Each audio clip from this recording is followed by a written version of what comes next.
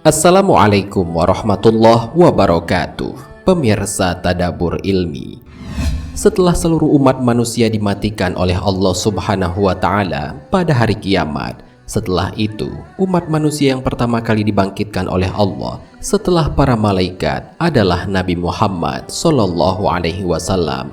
Begitu cintanya Nabi Muhammad kepada umatnya, sampai-sampai hal pertama yang ditanyakan oleh Nabi Muhammad kepada para malaikat setelah ia dibangkitkan adalah tentang umatnya.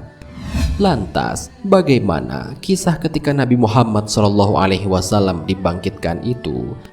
Mau tahu jawabannya? Simak ulasannya dengan menonton video ini hingga akhir.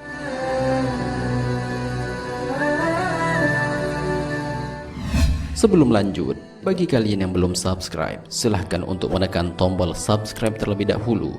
Aktifkan lonceng notifikasinya. Bagikan video ini kepada teman-teman kalian agar semakin banyak orang yang mendapatkan manfaat dari channel ini.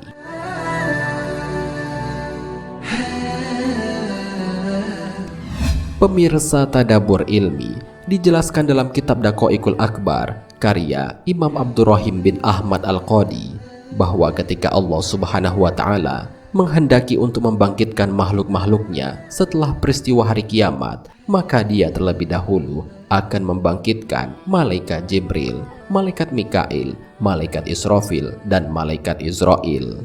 Akan tetapi, dari semua golongan malaikat itu, malaikat pertama yang dibangkitkan oleh Allah adalah malaikat Israfil. Setelah itu, malaikat Israfil alaihi salam mengambil sangkakalanya di arsy untuk membangkitkan para makhluk nantinya.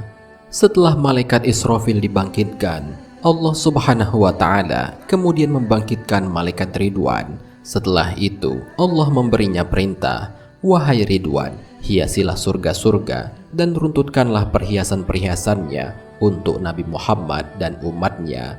Kemudian Allah Subhanahu wa Ta'ala membangkitkan Buraq yang merupakan kendaraan Nabi Muhammad saat perjalanan Isra dan Mi'raj. Buraq adalah makhluk pertama yang dibangkitkan oleh Allah dari golongan hewan melata. Pada saat itu Allah Subhanahu wa Ta'ala memerintahkan kepada para malaikat kenakan pakaian pada Buraq itu. Lalu para malaikat pun mengenakan Buraq dengan pakaian dari pelita yang ditetesi dengan batu yakut yang berwarna merah, tali kendalinya dari batu zamrud yang berwarna hijau, dan dua perhiasan yang berwarna hijau dan berwarna kuning.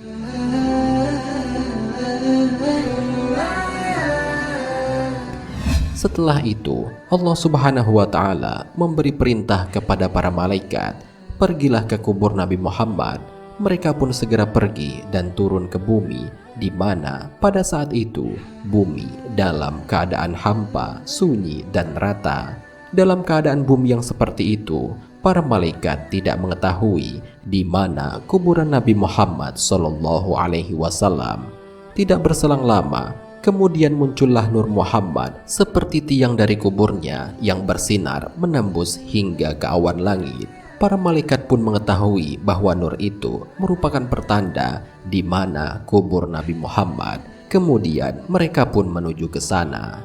Sesampainya para malaikat di titik cahaya itu, malaikat Jibril alaihi salam berkata kepada malaikat Israfil, "Menyerulah kamu, wahai malaikat Israfil. Kamu adalah malaikat yang mana Allah mengumpulkan makhluk-makhluk pada kekuasaanmu." Malaikat Israfil pun menjawab, "Wahai malaikat Jibril, menyerulah kamu, karena sesungguhnya kamu adalah kekasih Nabi Muhammad ketika di dunia." Namun malaikat Jibril alaihi salam menjawab, "Aku malu kepadanya." Kemudian malaikat Israfil alaihi salam melempar permintaan itu kepada malaikat Mikail, "Menyerulah kamu, wahai malaikat Mikail." Akhirnya malaikat Mikail pun menyeru dan berkata, "Semoga kesejahteraan terlimpah kepadamu, wahai Nabi Muhammad." Namun Nabi Muhammad SAW tidak menjawab. Lalu para malaikat pun berkata kepada malaikat Israel, "Menyerulah kamu." Malaikat Israel pun menyeru dan berkata, "Wahai ruh yang baik, kembalilah ke dalam badan yang baik." Namun hal yang sama pun terjadi. Nabi Muhammad SAW masih tidak menjawabnya.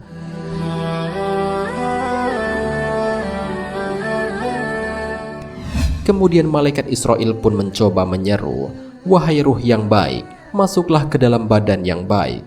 Namun Nabi Shallallahu Alaihi Wasallam masih saja tidak menjawab, hingga akhirnya malaikat Israel alaihi salam menyuruh kembali dengan berkata, "Wahai ruh yang baik, berdirilah untuk memutuskan hari keputusan, hari diperhitungkan amal perbuatan, dan hari ditampakkannya amal perbuatan kepada Zat yang Maha Pengasih." Tiba-tiba kubur Nabi Muhammad SAW pun terbelah. Di sana Nabi Muhammad terlihat dalam keadaan duduk di kuburnya, sembari mengibaskan debu yang mengumpul di kepala dan jenggotnya. Setelah itu, malaikat Jibril alaihissalam mendekati Nabi Muhammad SAW dan memberikannya 2 perhiasan surga dan buraq. Lalu Nabi Muhammad SAW bertanya, "Wahai malaikat Jibril, hari apakah ini?" Malaikat Jibril pun menjawab, "Ini adalah hari kiamat, hari bersedih, dan hari penyesalan. Ini adalah hari pemisah, dan ini adalah hari bertemu kepada Allah Subhanahu wa Ta'ala." Nabi Muhammad SAW pun berkata, "Wahai malaikat Jibril, ceritakan berita gembira kepadaku." Malaikat Jibril pun menjawab, "Surga telah disempurnakan karena kedatanganmu, dan neraka telah ditutup." Mendengar jawaban itu, Nabi Muhammad SAW berkata, "Aku tidak bertanya tentang itu, wahai Jibril, tetapi aku bertanya tentang umatku yang berbuat dosa. Jangan-jangan kamu meninggalkan mereka di atas sirat?" Lalu malaikat Israfil alaihi salam menjawab, "Demi kemuliaan Tuhanku, wahai Nabi Muhammad, aku masih belum meniup sangkakala kebangkitan sebelum kebangkitanmu." Mendengar hal itu, dengan penuh keceriaan, Nabi Muhammad SAW pun menjawab, "Sekarang hatiku sudah lega dan tenang."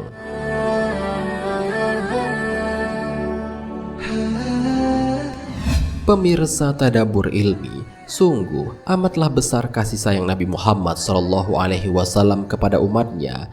Ia rela menunda doa mustajabnya di dunia agar dapat ia panjatkan di akhirat sebagai syafaat, sampai-sampai tidak ada kata lain yang ia ucapkan sebelum ia meninggal dan ketika dibangkitkan kecuali tentang umatnya. Oleh karena itu, marilah kita sambut kasih sayang Nabi itu dengan memperbanyak bersolawat kepadanya. Semoga dengan itu kita termasuk ke dalam orang-orang yang akan mendapatkan syafaat kelak di hari akhir. Amin ya Rabbal Alamin. Wallahu a'lam bishawab. Jika terdapat kesalahan dalam penyampaian ini, admin mohon maaf, dan itu merupakan kesalahan dari admin sendiri.